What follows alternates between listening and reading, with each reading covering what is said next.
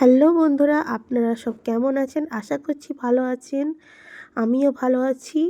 তো আজকে আমি রান্না করব পাঙাশ মাছের কারি। তো চলুন আজকে কি লাগে দেখে নিই।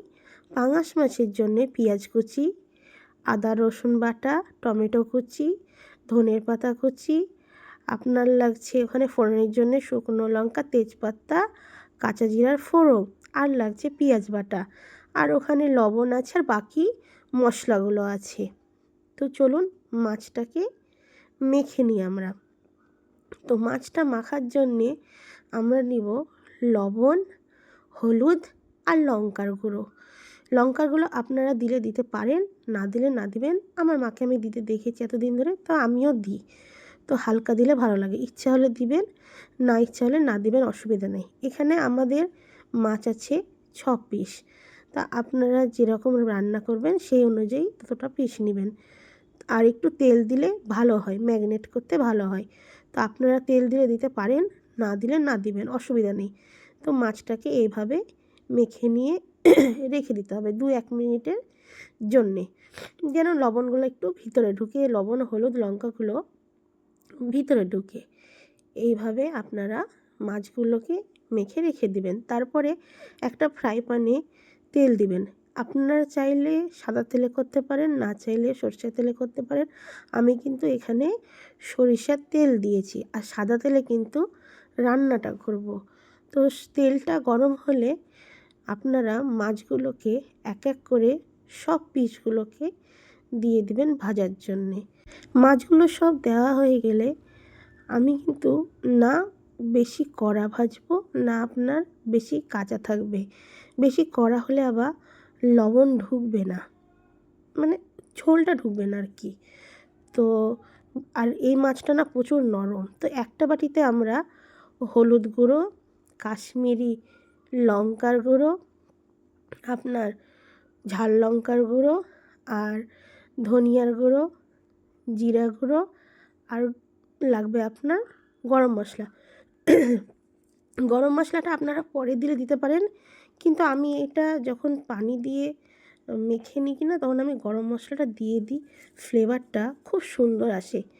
তো মাছটা একবার দেখে নেবেন, এপিট ওপিট করে উল্টে নেবেন সবগুলোকে, যেন বেশি লাল না হয়ে যায়, পুড়ে না যায়। বেশি আবার পুড়ে গেলে আবার আপনার একটু তিতা তিতা লাগবে। তো না বেশি হাই ফ্লেমে, না বেশি লো ফ্লেমে, মিডিয়ামে আপনারা সব মাছগুলোকে ভেজে এপিট ওপিট করে পাল্টে নেবেন। দেখুন কি সুন্দর, না বেশি লাল হয়েছে, না বেশি কাঁচা আছে, বেশ ঠিকই আছে মাছগুলো। এরকম করে নেবেন।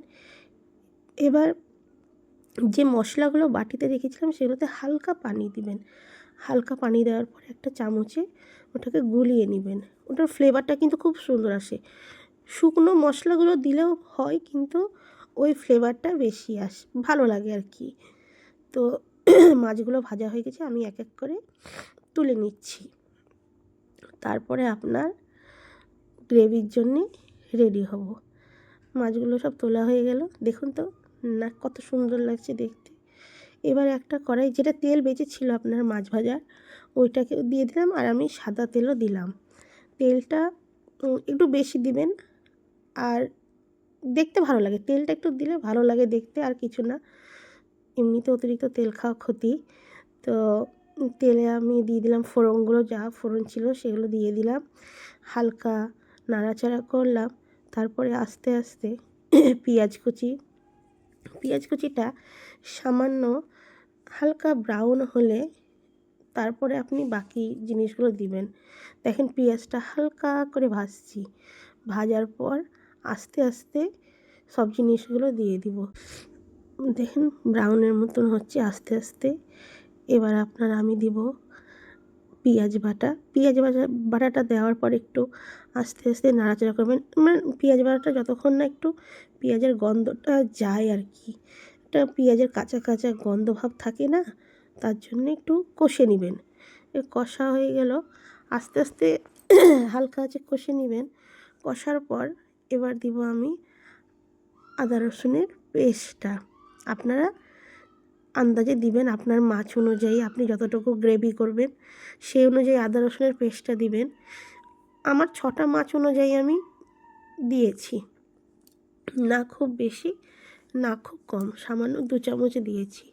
সে সব আদা রসুন পেঁয়াজ বাটার পেঁয়াজ কুচিটা ভালো করে কষে নিয়ে এখানে দিয়ে দেবেন টমেটো কুচি।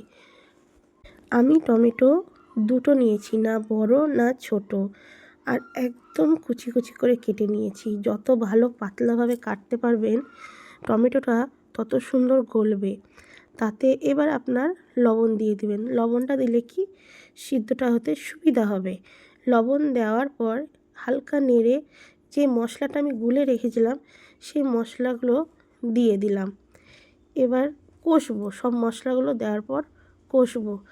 দেখেন আস্তে আস্তে কালারটা সুন্দর হচ্ছে না, কিন্তু টমেটোগুলো তো এখনও গোটা গোটা আছে, সেই জন্যে একটু নাড়াচাড়াগুলো করতে হবে। টমেটো প্রায় সিদ্ধ হওয়া হয়ে গেছে আর আপনার কষাও হয়ে গেছে। 5 মিনিট তো এরকম করে কষতে হবে, না কষলে তো তেলটা আপনার বেরোবে না। তেল যতক্ষণ না বেরোবে ততক্ষণ তো দেখতেও ভালো লাগবে না, কষাও হবে না। টমেটোটা সিদ্ধর জন্য আপনি হালকা ঢাকা দিয়ে দিবেন, আর ঢাকা দেওয়ার পর বারে বারে কিন্তু দেখবেন যে তলায় লেগে যাচ্ছে কি না আর আপনার টমেটোটা সিদ্ধ হয়েছে কি না। দেখুন আস্তে আস্তে তখনকার থেকে কালারটা একটু সুন্দর লাগছে, তেল ছাড়ছে তো, তেল ছাড়লেই ভালো লাগবে দেখতে। কষা হয়ে গেল, আর একটু আপনার দেখেন টমেটোগুলো গোটা গোটা সামান্য আছে, আর একবার ঢাকা দিয়ে নেবেন, ঢাকা দিয়ে ছাড়িয়ে নেবেন। ব্যাস দেখুন আস্তে আস্তে গ্রেভি ভাবটা হচ্ছে, থেকে টমেটোটাও প্রায় সিদ্ধ হয়ে গেছে। সিদ্ধ হওয়ার পর দেখেন এরকম করে নাড়াচাড়া করবেন। আপনারা যে অনুযায়ী গ্রেভিটা রাখবেন সেই অনুযায়ী পানি দিবেন। হ্যাঁ, সামান্য একটু দিবেন, এত থেকে তো আর ভালো লাগবে না, এত ঘন ভালো লাগবে না। তো গ্রেভিটা যে অনুযায়ী আপনারা রাখতে চান আপনারা সেই পরিমাণ মতন পানি দিবেন। আমি কিন্তু এত গ্রেভি রাখবো না, এত গ্রেভি আমার হাজব্যান্ড খেতে পছন্দ করে না। একটু সামান্য পানি দিলাম, আপনারা আপনাদের অনুযায়ী আপনারা পানিটা অ্যাড করবেন।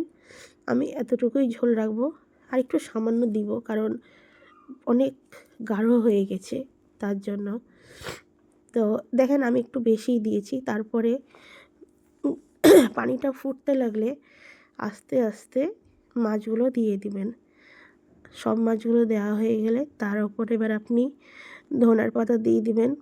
ধনের পাতা তো আলাদাই একটা ফ্লেভার থাকে, তো ধনের পাতাগুলো দিয়ে আপনি একটু নাড়াচাড়া করে দেবেন ঢাকা দিয়ে। লবণ টবণ আপনারা পরিমাণ মতন দেখে নেবেন, যে যেরকম ঝাল খান। আপনারা যদি অতিরিক্ত ঝাল খান তো কাঁচা লঙ্কাও এখানে দিতে পারেন। আমরা তো অতিরিক্ত ঝাল খাই না, কারণ গুঁড়ো লঙ্কা দিয়েছি, আবার আপনার শুকনো লঙ্কার ফোড়ন দিয়েছি।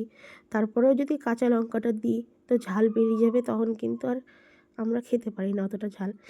চিনি আপনারা দিতে পারেন, কেউ কেউ দেয় কেউ কেউ দেয় না। আমি কিন্তু হালকা দিলাম, ভালো লাগে, স্বাদটা মেনটেন থাকে, ভালো লাগে দেখতেও। দেখুন কত সুন্দর লাগছে। আমার কিন্তু পাঙাশ মাছের কারি রেডি হয়ে গেছে। আপনাদেরকে যদি দেখতে ভালো লাগে তো আপনারা এইভাবে রেসিপিটা ট্রাই করতে পারুন। আর আমার যদি রান্না ভালো লাগে তো প্লিজ আমাকে সাবস্ক্রাইব করে দেবেন, একটু মানিয়ে নেবেন।